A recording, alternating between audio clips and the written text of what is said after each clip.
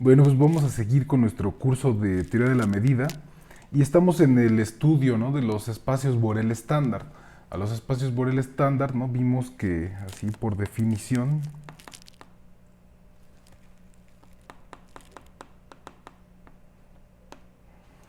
que era un espacio Borel estándar, pues era un espacio medible, ¿no? Entonces, x, s, un espacio medible, se llama espacio Borel estándar si y solo si pues existe una topología polaca para x, ¿no? Hay tau, un subconjunto de la potencia de x, una topología polaca para x. ¿Qué quiere decir esto también? Pues les recuerdo que, es decir, voy a cambiar de colorcito para que se vea más fluido. X, tau es un espacio topológico, ¿no? Porque es un par con un conjunto y una topología es separable, es decir, que tiene un denso contable, y tau es completamente metrizable.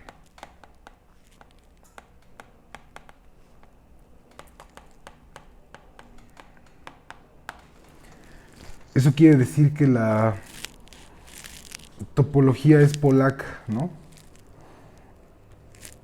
Y entonces continuando, ¿no?, es que x, s es Borel estándar si solo si hay tau, una topología por acá para x, tal que ese es justamente los Borel de la topología polaca, ¿no? Es decir, los Borel estándar siempre son espacios donde la segunda entrada es una sigma álgebra de Borel, ¿no? Y pues bueno, al ser una sigma álgebra de Borel, habrá tenido que ser generada por los abiertos, y esos abiertos tendrán que ser de una topología polaca para el X, ¿no? Esos son los requerimientos para que el espacio sea Borel estándar, perdón, ¿no? Esa es la definición, pues, ¿no? Claro que si partimos de un espacio polaco, ¿no? O sea, si x, tau es polaco, trivialmente aquí, entonces pues x,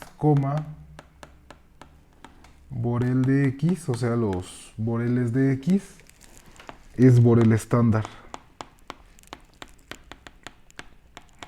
Y de hecho, pues son los únicos, pues, ¿no? O sea, son el esqueleto, son la columna vertebral de los espacios medibles que nos interesan. Muy bien. Ahora aquí, en estos podemos definir la jerarquía Borel, ¿no? Precisamente, y es cómo están arreglados los conjuntos. O sea, esto de aquí, pues de repente los abiertos son como muy sencillos, ¿no? Luego pensar en los G deltas, que son intersecciones contables de abiertos, y se ve como más complejidad. Se ve un tanto como las fórmulas del lenguaje infinitario, ¿no? Precisamente. Bueno, entonces para definir esa jerarquía, igual que como se hacen las fórmulas, vamos a ocupar una jerarquía muy similar, y es de la siguiente forma, ¿no? Entonces, a ver, definición. Sea X un espacio metrizable, o sea, es un espacio topológico y su topología es compatible con una métrica, ¿no? Se define por recursión sobre los psi menores estrictos que omega 1 y mayores o iguales que 1. Por ejemplo, sigma sub psi supra 0. Ah, no, voy a definir la primera, ¿no? O sea, la 1 sub 0.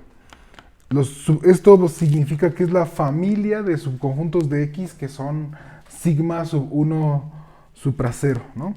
¿Estos quiénes son? Bueno, pues como aquí estamos empezando la recursión, pues tenemos que hacer en un lugar donde conozcamos. Entonces van a ser los abiertos, así, directamente. Luego también vamos a definir una clase, otra clase simultáneamente. Va a ser una clase de sigmas y una clase de pis.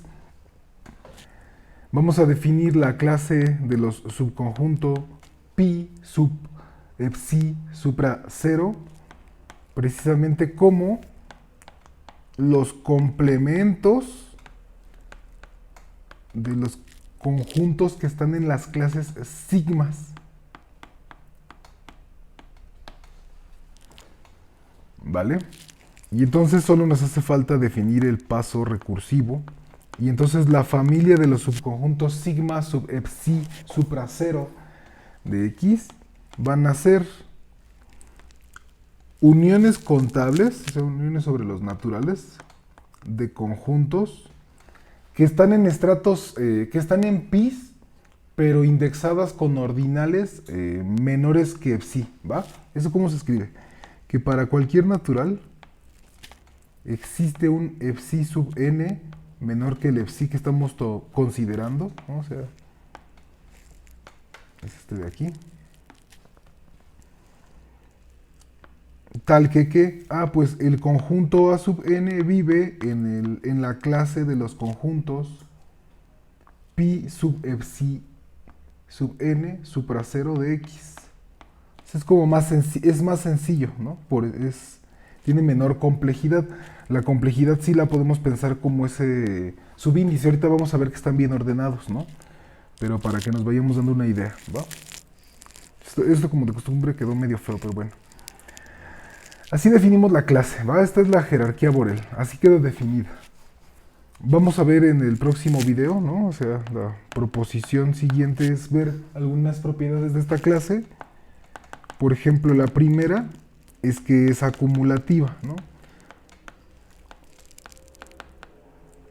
Los elementos de la clase sigma sub psi van a estar todos contenidos en la clase sigma sub psi más 1.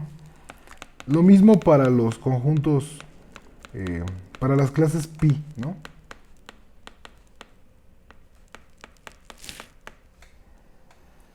Y además esto va a tener va a ser un poquito más fuerte. Las clases se van a ir entrelazando para que nos dé lo mismo unir todas las clases sigma que todas las clases pi, ¿no? De hecho, el 1 y el 2 para que arranque la parte de la base. Por eso es que se pide que el espacio sea metrizable, ¿no? Para que todo cerrado sea G delta o para que todo abierto sea F sigma, ¿no? Lo demás se hace por inducción. Y bueno, el otro punto que les decía es precisamente que la clase sigma sub psi está contenida en la clase pi sub psi más 1 supra 0 de x, ¿no? Y por lo tanto, y también lo análogo, ¿no? O sea, la pi sub psi está contenida en la sigma sub psi más 1. Y esto pues lo que nos da automáticamente es que si unimos todas las sigmas, nos da lo mismo que unir todas las pis.